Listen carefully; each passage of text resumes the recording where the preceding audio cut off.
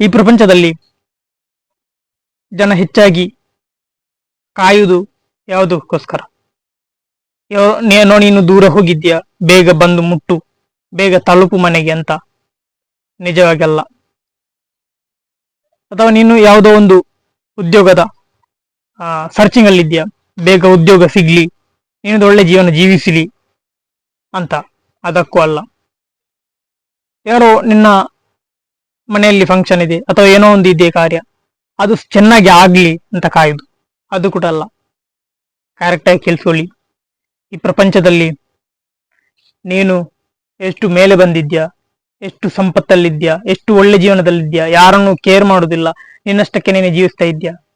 ಈ ಸಂದರ್ಭದಲ್ಲಿ ನೀನು ಎಲ್ಲಿ ಬಿದ್ದು ಹೋಗ್ತಿ, ನೀನು ಯಾವಾಗ ಸೋಲ್ತಿ, ನಿನಗೆ ಎಲ್ಲಿ ಸೋಲು ಬರ್ತದೆ, ನಾಳೆ ಬರ್ತದಾ, ನಾಡಿದ್ದು ಬರ್ತದಾ, ಬರುವ ವಾರ ಬರ್ತದ, ಬರುವ ತಿಂಗಳು ಬರ್ತದ ಅಂತ ಜನ ಸೋಲಿಗಾಗಿ ನಿನ್ನ ಹಿಂದೆ ಕಾಯ್ತಾ ಇರ್ತಾರೆ.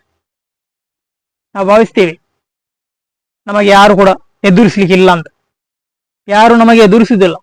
ಆದರೆ ಯಾವಾಗ ನಿನಗೆ ಸೋಲು ಬರ್ತಾ ಉಂಟು, ಯಾವಾಗ ನೀನು ಎಡವು ಬೀಳ್ತೀಯ ಎನ್ನುವುದರಲ್ಲಿ, ಕಾಯುವುದರಲ್ಲಿ ಜನ ನಿರತರಾಗಿರ್ತಾರೆ. ಈ ಪ್ರಪಂಚದಲ್ಲಿ ಎದ್ದು ನಿಂತವನಿಗೆ ಎದ್ದು ನಿಲ್ಲಲಿ ಅಂತ ಕಾಯುವುದಕ್ಕಿಂತಲೂ ಎದ್ದು ನಿಂತವನು ಯಾವಾಗ ಬೀಳ್ತಾನೆ ಅಂತ ಕಾಯ್ತಾ ಇರ್ತಾನೆ.